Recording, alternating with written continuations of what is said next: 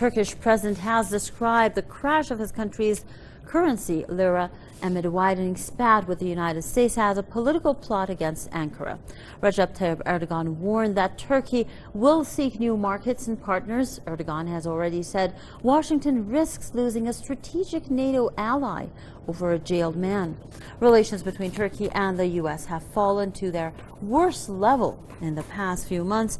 Washington is angry at Ankara over an American pastor detained in Turkey and has been trying to push Turkey into freeing him with sanctions and other punitive measures.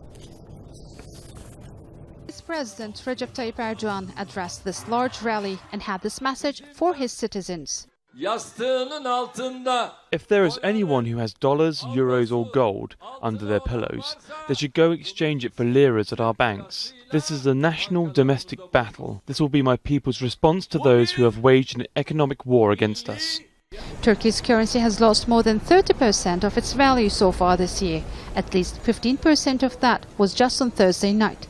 The Turkish economy has been struggling for a few years over a combination of several financial and political factors. The lira tumbled even faster after June's presidential election, which gave all executive powers to President Erdogan. I wish that the AKP or Mr. Erdogan and his A-team would be very ready to give a robust economic program the day after they have been elected. Unfortunately, they're a little bit late on that. As a growing but fragile economy, the lira was not protected against any currency speculation, especially after the 2016 failed coup. And Turkey's continuing dispute with the United States over a variety of issues has not made things easy.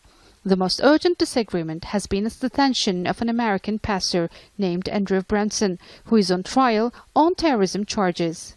There is a currency crisis, kind of promoted by the geopolitical risks, and which is obviously used by the American foreign policy decision makers.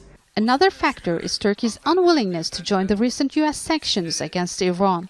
Turkey buys energy from Iran along with Russia and Azerbaijan. Now, the crisis is being felt abroad, with investors selling off shares in European banks, which generally have bigger exposure to the Turkish economy. The dispute was supposed to ease as delegates from both sides gathered in Washington this week, but it didn't and even went further. Turks say the United States is trying to beat them with a financial stick, and some even believe it's just a political move by President Trump ahead of November's critical election. Now, it's a question of how Turkey will handle all these pressures while its currency is at an all-time low. Sinem Köseoğlu, Aljazeera, Istanbul.